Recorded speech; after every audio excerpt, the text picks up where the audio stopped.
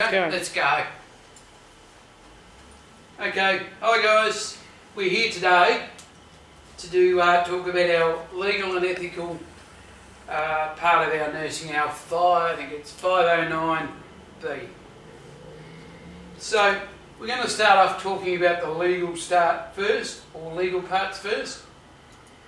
So we're going to talk about how we should perform as nurses within the legal parameters of our nursing practice. And it's how we determine how we nurse, why we nurse. And then later on during the course of these PowerPoints, we're going to go on to ethical as well. So the ethical, so that's talking about why we practice what we do and why we practice the way we do. So we'll start off with our view of nursing, or people's view of nursing. So we looked at as nurses having a highly responsible job, and that's why we have to have our legal and ethical parameters. We care for individuals, both physically and emotionally. So we talked about the holistic value. And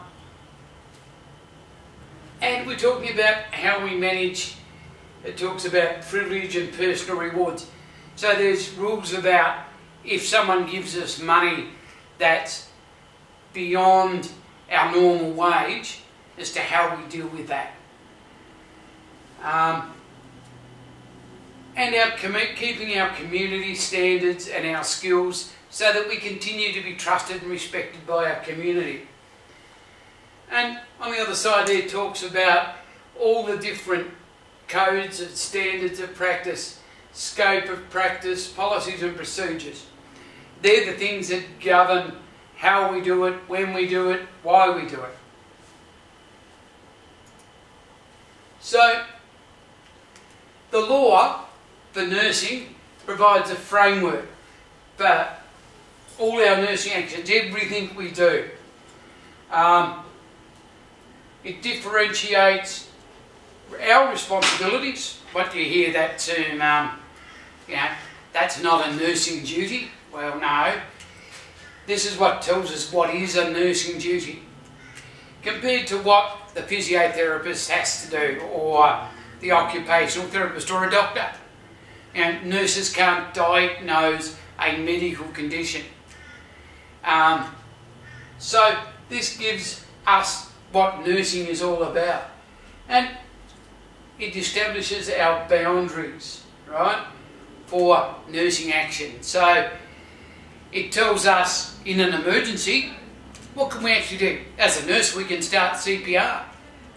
But we can't go and give a cardiac needle. We don't want to put a needle into someone's heart because that's not in our scope of practice. We haven't been trained in that. So it's really important that we understand not only our ethical, but our actual legal boundaries. And it helps us maintain a standard of practice. That's how AMNAC and APRA can govern us and say, okay, you can and can't do this. This is what happens if you step outside these boundaries. There are consequences to our actions.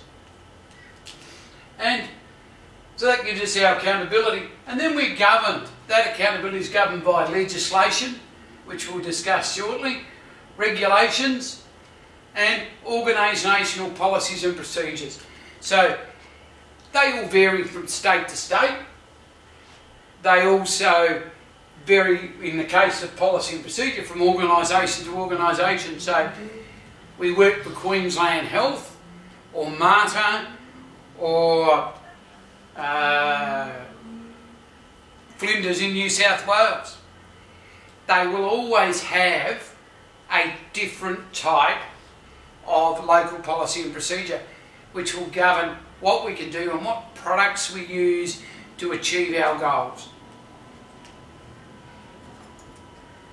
So in Australia you find there are different types of laws, and all these laws affect us as nurses. So we have legislation or statutory law which are made by our state and federal government. So for example, the Nurses Act 1992 covers nurses in Queensland. There's another act that covers, and I can't tell you what they are individually state to state, but there are other acts that cover nurses in other states. And then there's an overarching federal act, which is the guide for those state acts. And APRA, which is a federal body, helps determine, and they're trying to go to the same law for every nurse, but you know, the states want to fight it out, and it's always, my law's better, we look after nurses better, you know, we protect our patients better. This has always been this way for the last 50 years in New South Wales or Queensland. So that's going to take a long time before we actually get a single law to cover nurses and makes it nice and easy for us. But the first step is with APRA registration. So we've got one nursing body that registers us and manages our practice. So there's also laws from the courts. So the laws that are made statutory laws are then taken to court. So you'll hear them talk about it needs to be trialled in court. And a judge will make a decision on how that law applies. The law's in black and white. The judges make those grey decisions. So it's how it's applied to a case. So what's neglect, or what's an act, or what's an omission when you're giving care will be decided by a judge. And that gives us precedent. And precedent then develops the actual law. So when we come along, they go back to Hewlett versus the state of Queensland over an admission of giving the wrong a drug. Didn't give the drug. What is an admission of drug? Did not giving that drug affect the patient's outcome? And if it says no, it didn't, then in future someone will get away with that because that admission was accepted. Or if they said, well, he had responsibility, that was his responsibility, not the organisation, then that determines that the practitioner was wrong, not the organisation. So it's all about what the judge feels is right or wrong, and that's what they pay him for, really. So laws have to come from every source, and we've mentioned those. So common law, that's that precedent law, that's made up by the judges. And a lot of common law comes from England, when judges made all those decisions hundreds of years ago. And one of the common ones is, what's Commonwealth land? What can it be used for? And you'll hear them argument in environmental courts. What can you do in a park that's legal? You know, that sort of thing. There's criminal law. That involves the police prosecution of a person for breaking a statutory law, a rule or a regulation. And we go to civil law, or the law of torts. And that involves a civil wrong, and that's what tort's all about, is wrong. We'll explain that a bit later on as we go on. So it's something that's done, or a wrong that's done to a person. So it's Smith versus Hewlett for a civil action for harm to him as a patient. So, or it could be an organisation where they're suing Queensland Health or King's Unitec because what we taught our students was wrong. And then there's, as we mentioned, the statute law. The federal or state parliament law comes in acts or regulations that are the keystone and the black and white that manages exactly how nurses practice. So we have nursing regulations managed by the people up there, AMNAC, Australian Nursing Midwifery Accreditation Council. That word accreditation means that they decide what we teach, what standards we teach. They decide what you practice as an enrolled nurse, or what a registered nurse or a nurse practitioner does, can do, what's within their scope of practice. So, state by state basis, these laws are. AMNAC and APRA will eventually, hopefully, control all of those things. and they will manage law under one jurisdiction until we get over those state-by-state rivalries. So currently each state has its own Nurses Act and regulations. So as I mentioned before, the Nursing Act 1992 is what governs Queensland nurses. It's an objective act. So it gives us in black and white, in an objective manner, this is what nurses can do, this is what nurses can't do, and if they do that, this is the penalty that you'll get.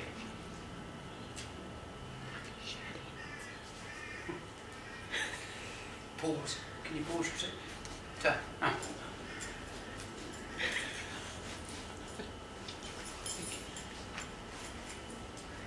Okay. So, again, so the law protects our community. It gives us the guidelines to determine if we're competent and safe. So, an example of one of the rules is your seven rights, right? That ensures that we give medication safely.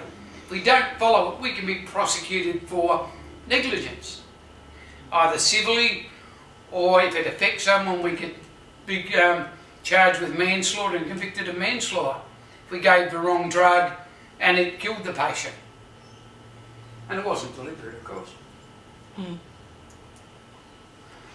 So, we mentioned our federal body, and that's who Kings will send their information to determine if you get a practicing certificate as an enrolled nurse.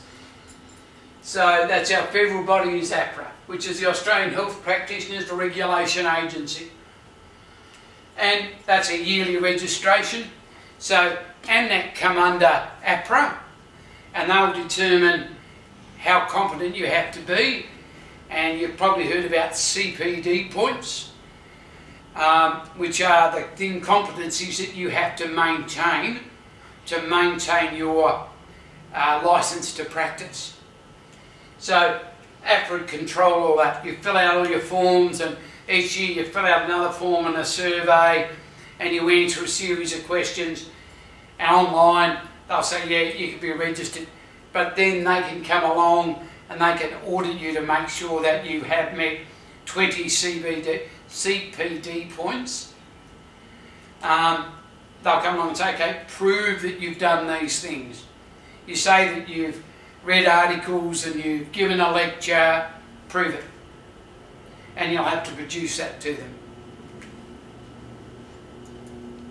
Okay, so up on this slide are all the acts, and this is just Queensland, right? And a few federal acts that govern our practice. So you can see there's a lot there. And up the top there, as I mentioned before, was that Nursing Act 1992. The nursing bylaws, which add to the Act of 1993. The big one, Health, Drugs and Poisons Regulations. It governs how we give medication, what medication we can give, what we can prescribe. As a nurse practitioner, you can prescribe certain drugs. It can also regulate what a doctor can prescribe and a dentist can prescribe. And there's Mental Health Services Act, there's the Mental Health Regulations. Have a read of them. And there's a fair few there. So, we won't know all these acts. It's impossible to know them. But we have to bear in mind that they're there. And that our policies and procedures in a hospital are normally governed by these acts. Okay, so specifically the Nursing Act 1992, it regulates the nursing profession in Queensland. So if we're working in Queensland, that's the act we need to know.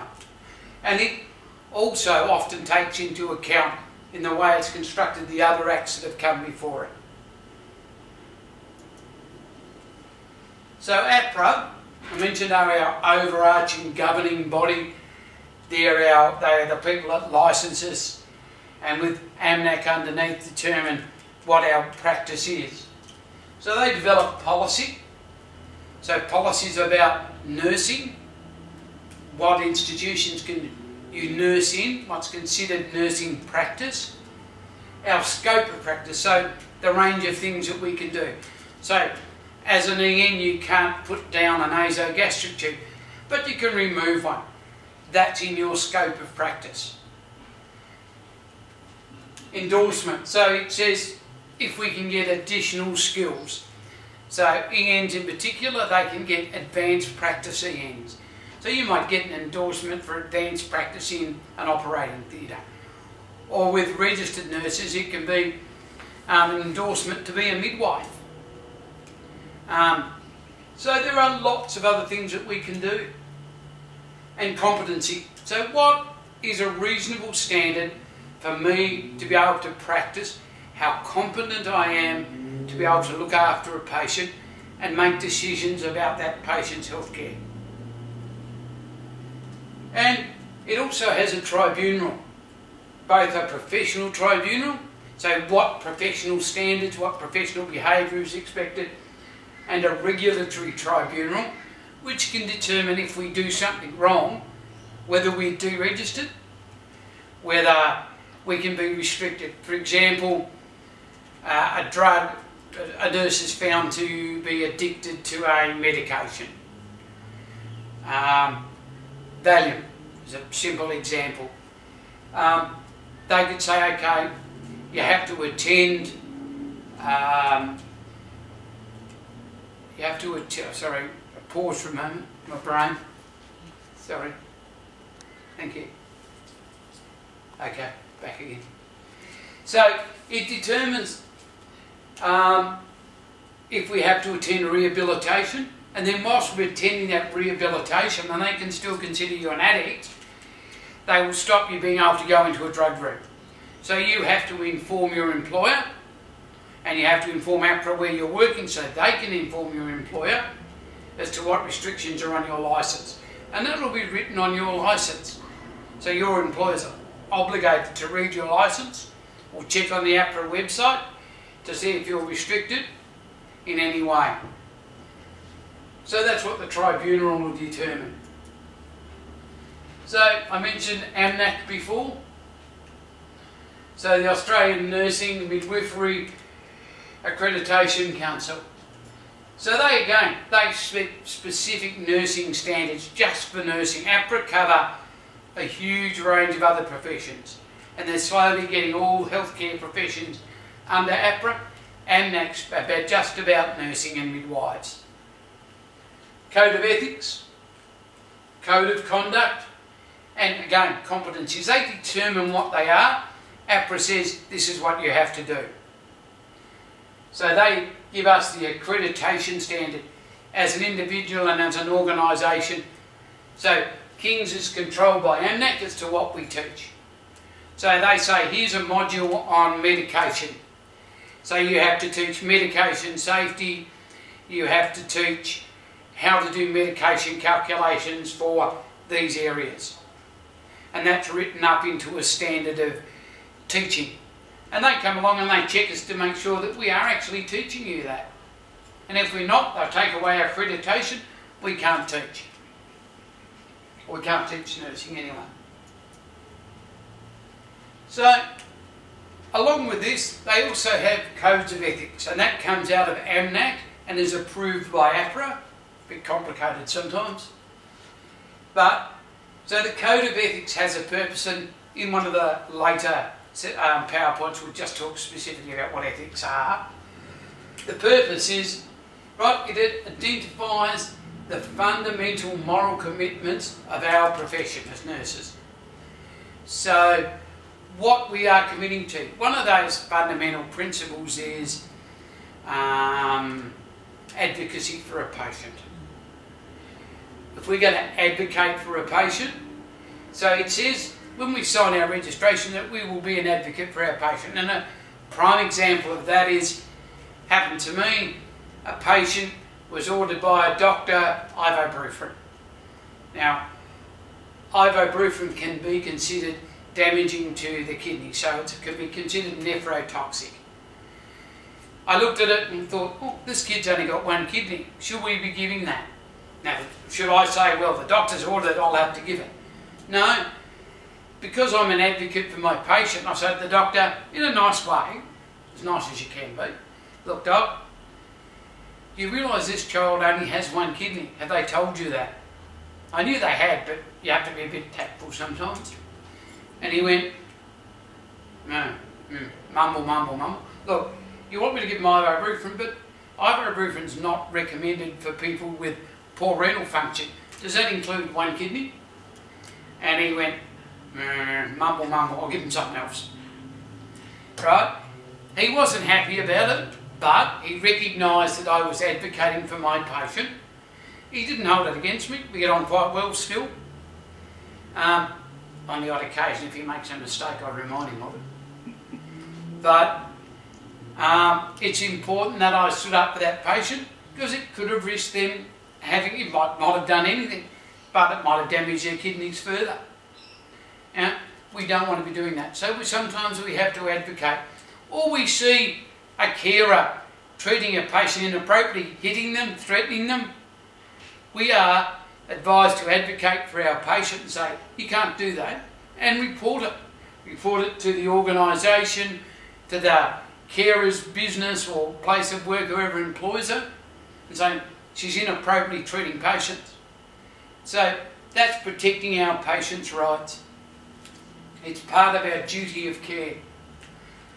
So it provides nurses with a basis for their professional conduct and self-reflection on both ethical and professional conduct. So we teach you reflection here at King's as part of the course, and that's why reflection's important. Everyone wonders, well, why do I have to do that? Well, it's important that if we can think about what we're doing and understand what we're doing and why we're doing it and reflect on our action, we can improve it, and we can look at, should we do this for the patient more? Or was that person really inappropriate with that patient? What do I need to do? So reflection's important in understanding how we're going to function as a nurse and how we do function out there on the floor as a nurse. And it acts a guide to our ethical practices, it says. And it indicates to the community the values that stand for nursing. Look, nursing used to be considered the most trusted profession. We used to be number one on all the surveys they did about people they trust in our society. We are now number 14. Don't know why. A lot of press about things that nurses done, like nurses who burned down nursing homes, and other things like that have brought the tone of the profession down. And I can assure you that APRA and AMNAC are looking at that and trying to work out why we're not as trusted as we were. Because that's important, that we have the trust of our patients and the trust of other staff. For instance, doctors. Then we can go and say to a doctor quite comfortably, look, this is not the right drug. Would you mind changing? Do it in a nice way. And they'll respect us, respect our profession. So it's important that we remember that. Okay, so in our practice, right, nurses must be accountable. So we have to be able to answer for the things that we do. So we talk about not just blindly going and doing it because you're told, to question what you do. Mention that nasogastric tube again. I think it's a question in one of your assessments that says that, you know, you're asked by the RN to put down a nasogastric tube. How would you, can you do that, and how would you tell her? Right? So we have to be prepared for an answer to say, look, really we can't put it down. We're not taught this as part of our course. When I did my course, they didn't teach us to do nasogastrics. It's not in our scope of practice.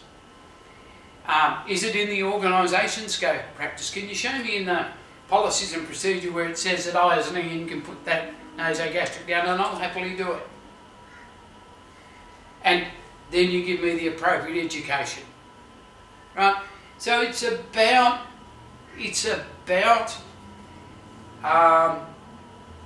being prepared to appropriately tell people about our scope, to be accountable for what we do. If we go ahead and blindly do it, we're not being accountable. If we don't know what we're doing, we can cause injury and harm. So, and later on we'll talk about non-malfeasance, which is do no harm. Same as doctors in their Hippocratic Oath. So we have to be responsible. So we have to take responsibility for our actions. If we do something wrong, then we have to admit to it. Alright? We can't hide it. Mistakes happen. I've made mistakes in my nursing career. I've given the wrong medication. Obviously it wasn't the wrong medication, it was the wrong route. It was ordered IV, I gave a medication orally. Looked at it, after I'd given it, it was IV. Was talking to a student, which should have made me more cautious, but I wasn't. And the person had taken it, so what did I have to do? I had to report that. I didn't want to cover it up, because it was a genuine mistake. And it was written clearly, it was my fault. And I accepted. I rang the doctor and said, look, I've accidentally given this patient oral medication instead of the IV you've ordered, at the same amount you've ordered. What do you want me to do about it? I put in an incident report. And he went, actually, I was actually coming down there shortly to change it over to oral because they don't need IV anymore. He said, so don't worry about it. But nevertheless, I put in an incident report. And even though it was my fault, I accepted that. And that's what you've got to do. Sometimes you just make human errors. And I realised then that when I was a clinical facilitator, I really shouldn't be giving out medications. I can supervise the RN while they're doing it, and with the student, and help the student, but not do it and help the student at the same time. I reflected on that, and that's the practice I followed from there on in. So you've got to be careful about it. You've got to think about what we do. So be responsible, be accountable. And remember that we have a duty of care. There are laws that tell us what our duty of care is. There's ethical practice, there's all those things that tell us what we have to do. And I mentioned advocacy for patients. There's a big one. So, and they mention here a professional-patient relationship. So what's a professional relationship? You know, there's all those things about, you know, how personal is personal? What information do you tell a patient? What experience can you relate to patients? And it's important that we maintain that distance with a patient. But we're still friendly, we still show we care, we still advocate. It's a balance. And nursing is about that balance and that the importance of that relationship that develops their trust in us.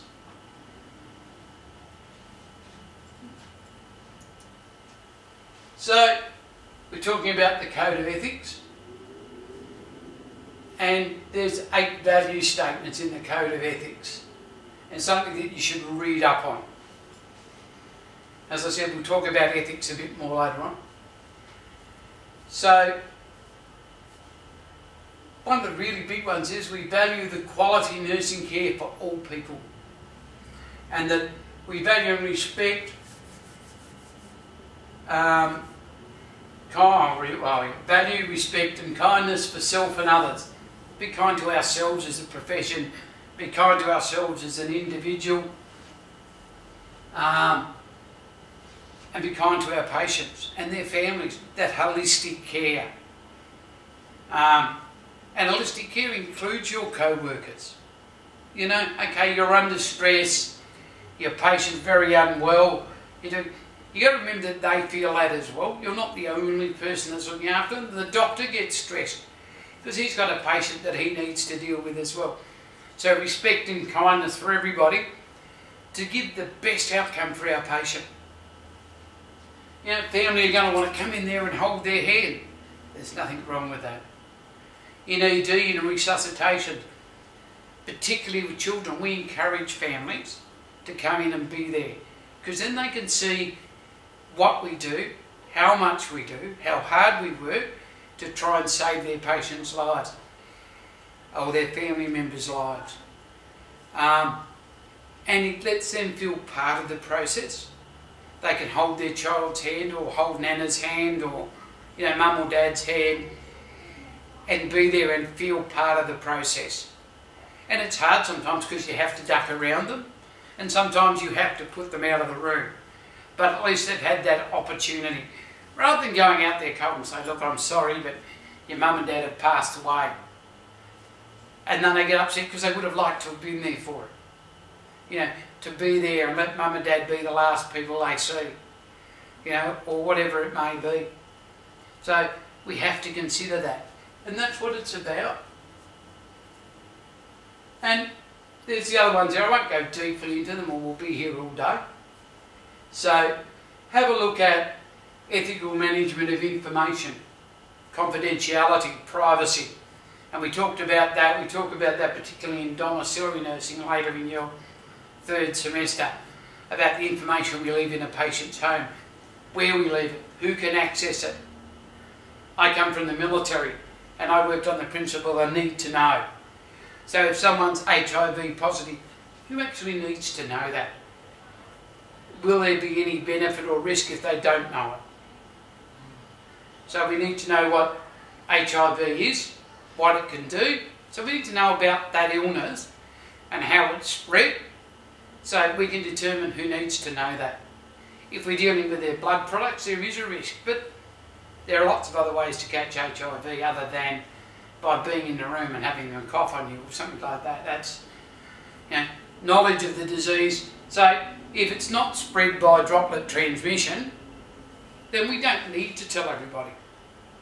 If it's blood-to-blood contact, then if you're wearing PPE, and we tell people why they have to wear PPE, not in front of their relatives, because they might know that they have that.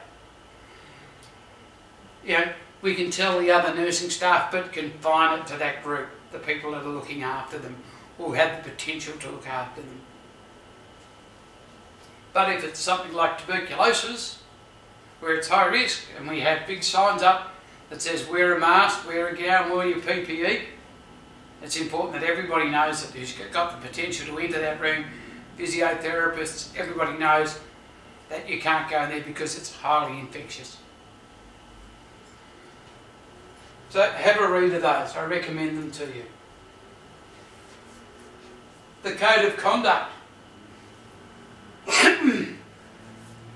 There is a national standard for Code of Conduct of nurses. Along with that, there is a state Code of Conduct. And then there's a Queensland Health Code of Conduct. And then there is a Code of Conduct for your particular institution often. So we're all governed by that Code of Conduct.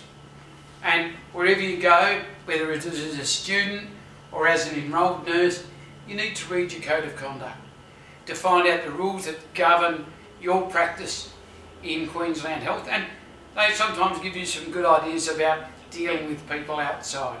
And that's about being non-judgmental, non-prejudiced, make sure that everybody has a good experience in the healthcare system, being fair and honest, no bias. So have a look at those. They relate to ethics as well as rules and regulations.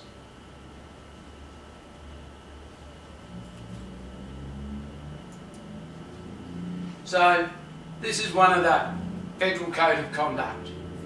The first one says practice in a safe and competent manner.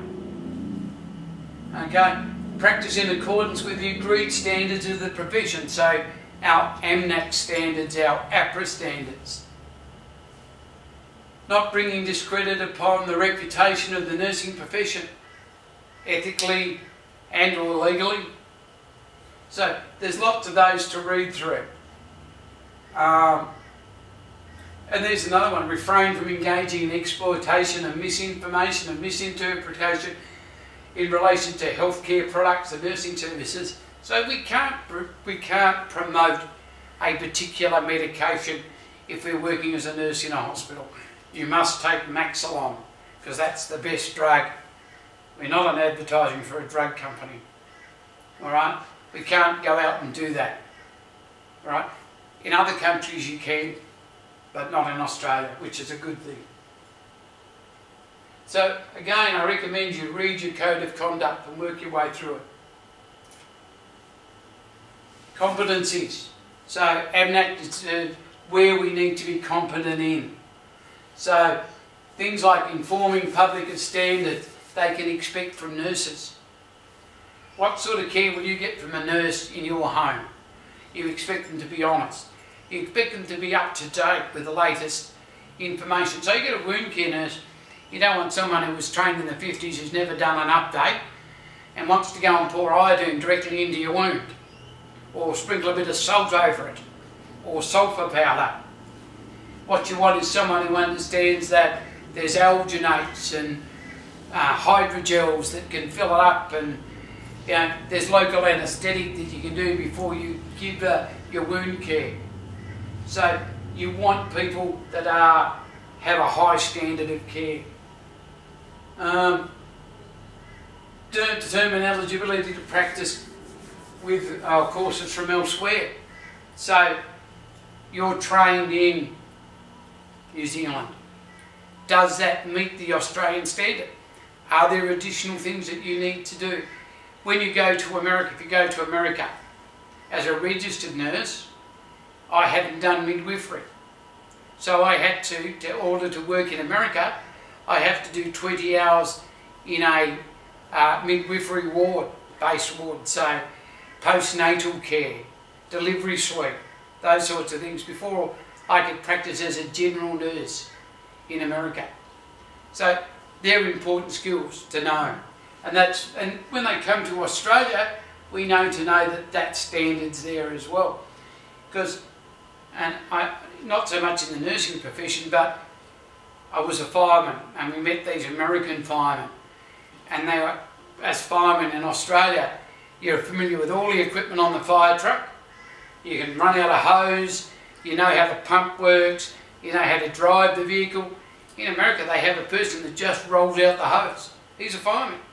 That's all he does.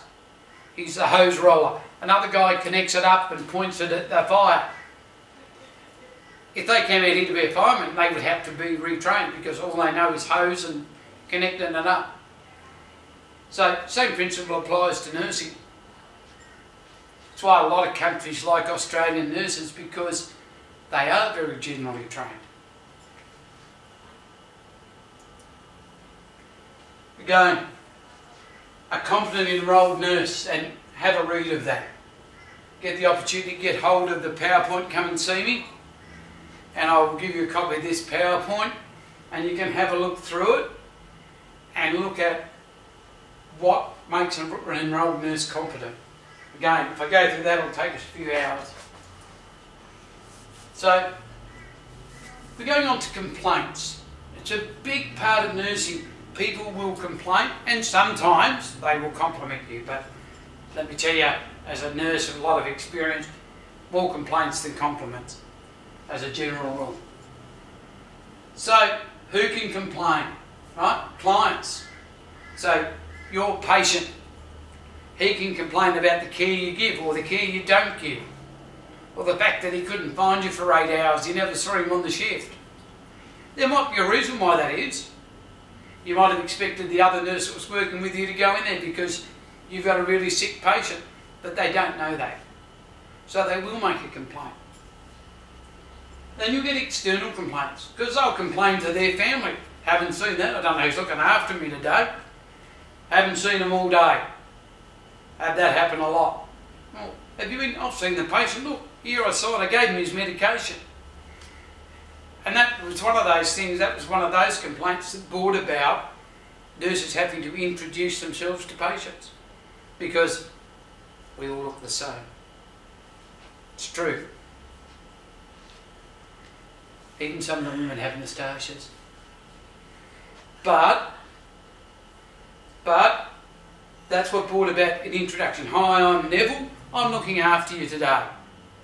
If we do that, then he knows Neville, even though he's coming and giving me my pills, that's Neville, he's looking after me, I've seen him. And it did, it reduced the number of complaints about people, I don't know who's looking after me. I haven't seen that nurse all day. You'll get visitors to the organisation. I walked past and I saw the nurse drop something and pick it up and then give it to the patient. Right? Yeah, okay. Healthcare, other specialists, visiting doctors will not see things done the way they like them. Or a nurse that's come from an agency, well, we don't do this the way where I come from. Is that really your policy and procedure? They'll make a complaint. Internal staff, other nursing staff, multidisciplinary workers, say your OTs or your physios, the nurse hasn't got them out of bed like I requested. Admin staff, the nurse don't fill out their paperwork. How am I expected to function on this ward? Ancillary staff, meaning the people who serve the food. The patients weren't sitting up. I had to sit up a patient because he couldn't eat his meal. Right? Complaints can be verbal or written. I always say, if someone's going to make a complaint that's valid, they're going to put it in writing. And if I'm the person having the complaint made against me, I want to see it in writing. I'll discuss a verbal complaint, but I will say, look, can I have that in writing, please?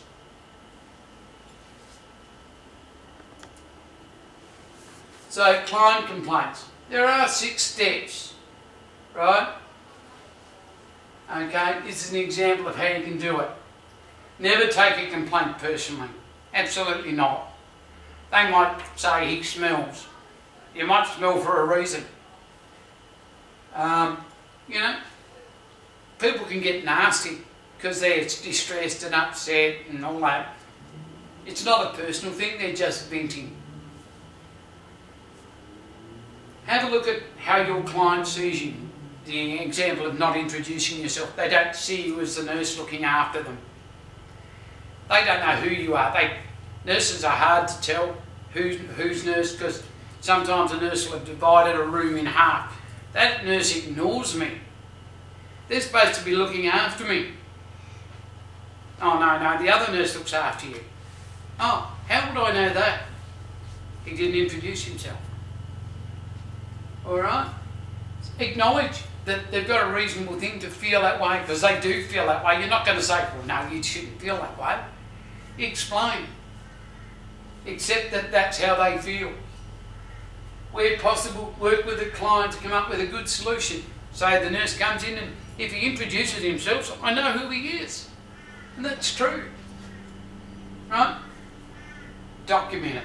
If it's a complaint, it says where appropriate, but if a client makes a complaint, document it. Even if it's about you. Right? Cover yourself. Follow up. So if a person makes a complaint, give them an answer back. If you're doing something about their complaint, look, I'll go and pass this on to the registered nurse. Or I'll pass this on to the nurse unit manager. Make sure you do that. You come back to the client and say, look, I've spoken to the registered nurse, she'll be in to see you later, or hand this to the nurse unit manager and she's going to follow up with that staff member. And we'll see if there's an answer, we'll get them to come back to you. They feel like they've been listened to, and they feel like that you've listened to what they've said and you're going to help them. And they may come back with, look, we've spoken to the staff member, that's not how it really happened in their opinion, but we appreciate that that's how you saw it. So this is what we're doing to resolve that issue. And that's again, I'll go back to that introducing yourself. Alright? So that's one method. There's lots of different methods out there. Queensland Health have a huge, I think it's about 20-page booklet on how to resolve a complaint. That's the end of our first part. Thank you. We'll be back with you very shortly.